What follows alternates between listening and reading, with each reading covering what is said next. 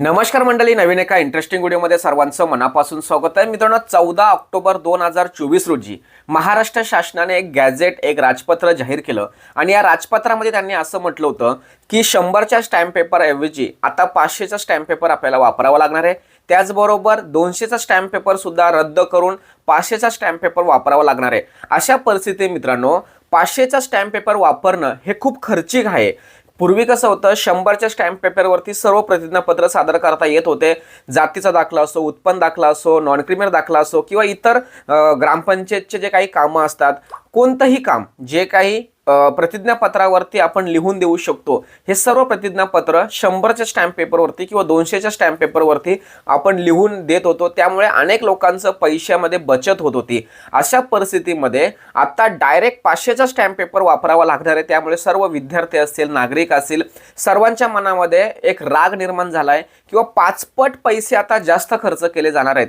याविषयी नेमकं राजपत्रामध्ये नेमकं काय म्हटलं आहे किंवा शासनाने हे 500चे स्टॅम्प पेपर का सुरू केला आहे किंवा खरंच 500चा स्टॅम्प पेपर आपल्याला वापरावा लागणार आहे का, किंवा 500चा स्टॅम्प पेपर न वापरता कोणत्या पद्धतीने आपल्याला प्रतिज्ञापत्र किंवा एखादा अफिडेव्हिट सादर करता येणार आहे, याविषयी ए टू झेड माहिती या व्हिडिओमध्ये आपण जाणून घेणार आहोत. व्हिडिओला सुरुवात करण्यापूर्वी चॅनलवरती जर नवीन असाल तर कृपा करा चॅनलला सबस्क्राईब करा. अशाच महत्त्वपूर्ण अपडेट या चॅनलवरती येत असतात. चला तर मित्रांनो, व्हिडिओला सुरुवात करूया.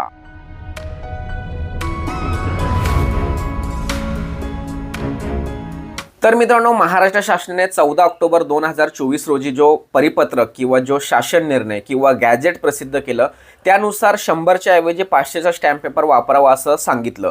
परंतु मित्रांनो, महाराष्ट्रातील सर्व नागरिकांसाठी ही बातमी अतिशय धोक्याची किंवा त्रासदायक असल्या कारणाने महाराष्ट्र शासनाने पुन्हा 30 ऑक्टोबर 2024 रोजी जे मुद्रांक विभाग आहे त्यांच्याकडून स्पष्टीकरण मागवलं की बाबा, समाजामध्ये, महाराष्ट्रामध्ये नागरिकांमध्ये जो संभ्रम निर्माण झालाय की 100च्या स्टॅम्प पेपरच्या ऐवजी आता 500चा स्टॅम्प पेपर वापरायचा आहे, त्यामुळे लोकांचं नुकसान होणार आहे. अशा कोणत्या गोष्टी आहेत का त्या ठिकाणी तुम्हाला 500चा स्टॅम्प पेपर वापरावा लागणार आहे? अशा कोणत्या गोष्टी आहेत की त्या ठिकाणी तुम्हाला अफिडेव्हिटसाठी स्टॅम्प पेपरच वापरायचं नाही, याचं स्पष्टीकरण मागवलं. आणि 30 ऑक्टोबर 2024 रोजी महाराष्ट्र शासनाने पुन्हा एक परिपत्रक काढलं आणि या परिपत्रकामध्ये त्यांनी स्पष्ट सांगितलं होतं की तुम्हाला मुद्रांक शुल्क माफ केलेलं आहे. अफिडेव्हिट किंवा प्रतिज्ञापत्र तुम्हाला सादर करण्यासाठी स्टॅम्प पेपरची गरज नाही. परंतु मित्रांनो, तहसीलदार असेल किंवा एखादे माहिती सेवा केंद्र असेल, सायबर कॅफे असेल, पुरवठा विभाग असेल, या ठिकाणी एखादं काम करून घ्यायचं असेल तर आपल्याकडे सर्रास स्टॅम्प पेपरवरती प्रतिज्ञापत्र मागून घेतात.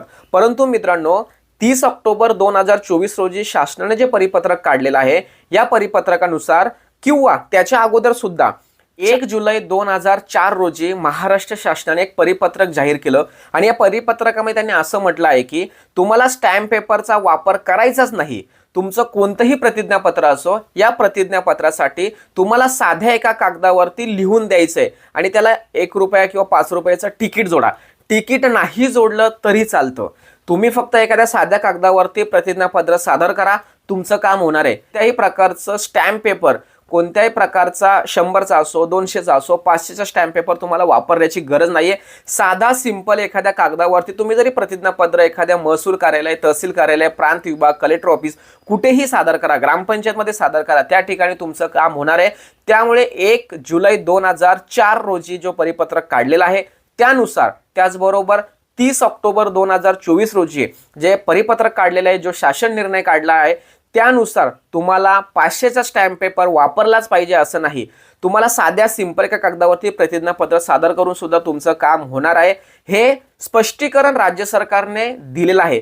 त्यामुळे ज्या ठिकाणी तुमची फसवणूक होते, एखाद्या माहिती सेवा केंद्र असेल, सायबर कॅफे असेल, त्या ठिकाणी तुम्ही जातीचा, उत्पन्न, डोमेसाईल, नॉन क्रिमिनल कोणतंही शैक्षणिक कागदपत्र काढायला गेला, त्या ठिकाणी जर समजा तुमच्याकडे अशी मागणी केली की तुम्हाला स्टॅम्प पेपर बनवावं लागणार आहे, त्याशिवाय होणार नाही, तर अशा परिस्थितीमध्ये आपल्या व्हिडिओमध्ये जे सांगितलेली माहिती आहे हे त्यांना समजावून सांगा. तुम्हाला मी आत्ता जे काही परिपत्रक म्हणालो, हे सर्व परिपत्रक तुम्हाला गुगलवरती मिळणार आहेत.